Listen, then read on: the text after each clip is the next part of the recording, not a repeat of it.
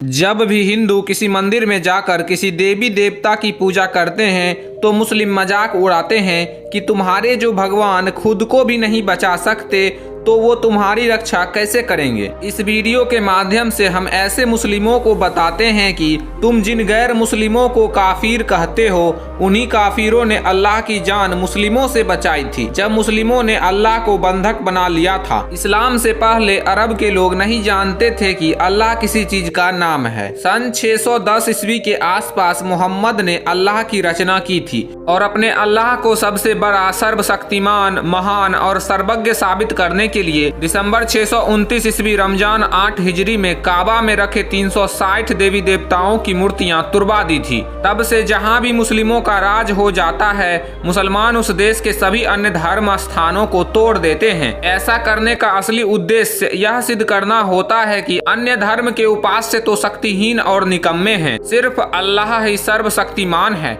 वह तो कुछ भी कर सकता है, इसलिए उसी की इबादत करना चाहिए। अल्लाह के बारे में कुरान में जो बताया गया है उसके कुछ नमूने देखिए। वह सब जानता है, परोक्ष और प्रत्यक्ष भी। वह महान और उच्च है। सूरा रद 39:9। मोहम्मद अल्लाह के सबसे प्यारे और अंतिम रसूल माने जाते हैं, लेकिन उन्हीं की पत्नियों ने उनको जहर दे दिया था, जिसके कारण सन 632 ईस्वी में मोहम्मद बड़ी दुखदाई मौत मरे।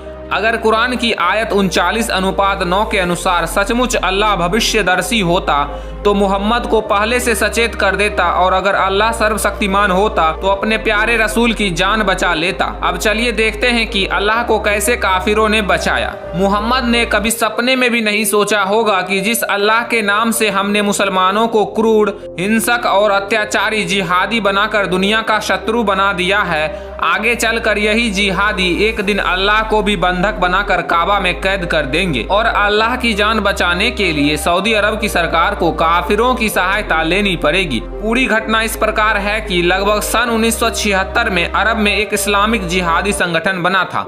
इसका नाम अल जमा अल सलफिया अल मुहत्तसिबा था। इसने अपने करीब 800 जिहादियों के साथ 20 मई 1979 को काबा को घेर लिया, यानी अल्लाह को बंधक बना लिया। चूंकि सऊदी अरब में सेना नहीं होती है, इसलिए अरब के शाह ने पाकिस्तान से मदद मांगी। पाकिस्तान ने अपने कमांडो भेजे, लेकिन जैसे ही पाकिस्तानी कमांडो ने जिहादी संगठनों के लोगों को मारना चाहा तो उसने काबा को बम से उड़ा देने की धमकी दी। इस धमकी से अरब की सरकार डर गई कि अगर काबा ध्वस्त हो जाएगा तो उसमें रहने वाला अल्लाह भी मर जाएगा और इस्लाम समाप्त हो जाएगा। इसलिए विवश होकर अरब की सरकार ने फ्रांस सरकार से मदद मांगी और फ्रांस ने विशेष सेना भेजी, जिसने पहले तो काबा परिसर में खूब पानी भर दिया और उसके बाद पानी में बिजली का हाई वोल्टेज वाला करंट छोड़ दिया, जिससे करीब 177 जिहादी मर गए और करीब 48 जिहादी बेहोश होकर पड़े मिले, जिन्हें बाद में सऊदी अरब की सरकार ने मुकदमा के बाद 9 जनवरी 1980 को मौत की सजा दे दी। अब हम उन इस्लाम के एजेंटों से पूछना चाहते हैं जो अल्लाह को सर्वशक्तिमान बताते हैं। वो बताएं कि अल्लाह ने अपने काबा और खुद को बचाने के लिए अपने फरिश्तों को क्यों नहीं भेजा, या खुद काबा से बाहर निकलकर जिहादी संगठन के लोगों को कोई सजा क्यों नहीं दी। इन ऐतिहासिक प्रमाणों से एक ही बात साबित होती है कि